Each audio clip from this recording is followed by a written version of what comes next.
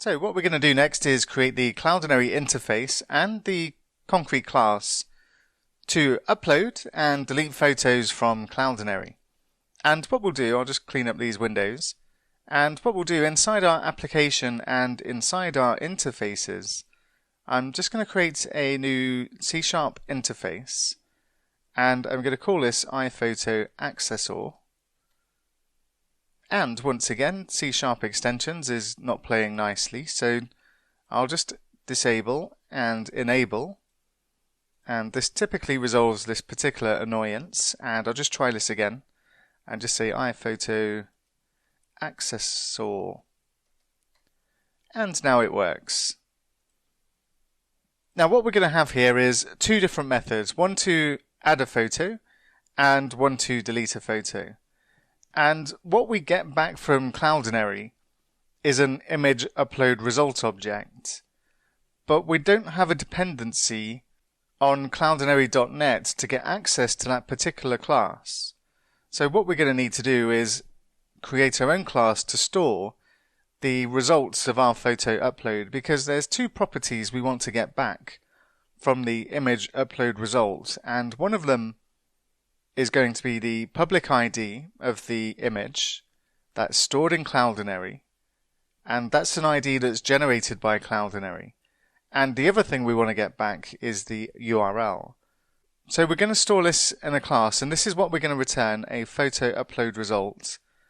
And I'll say add photo, and what we need to pass to this is an iForm file type of object, and we'll call it file.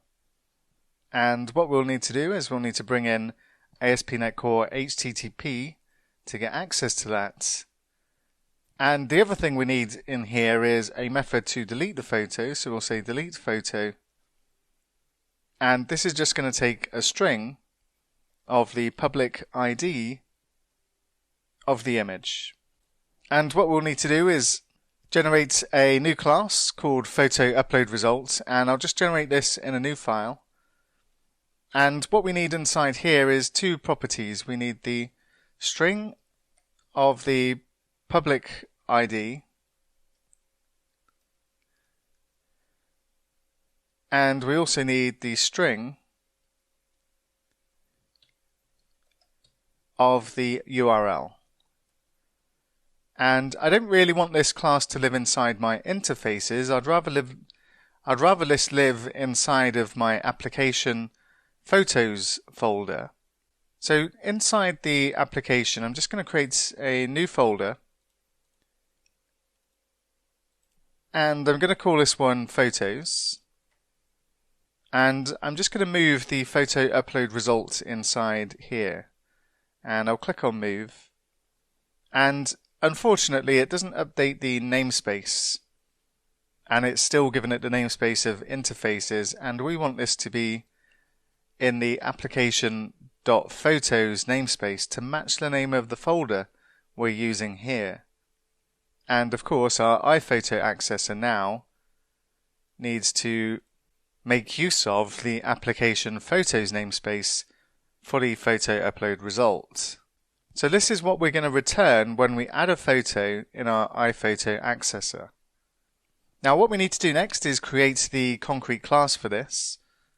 And inside the infrastructure, inside the Photos folder, I'll create a new C# class, and this one we'll call Photo Accessor.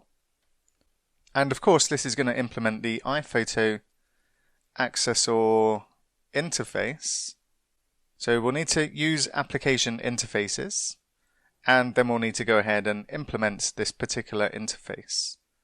And then what we need to do is go to our startup class and provide the service for our new interface and class so that we can inject this into our application logic where we need to.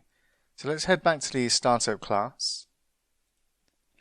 And just below the iUser Accessor, I'm just going to say services.addScoped. And here we want the iPhoto Accessor and Photo Accessor. And now we have our classes. And what we'll take a look at next is implementing the logic for the add photo method.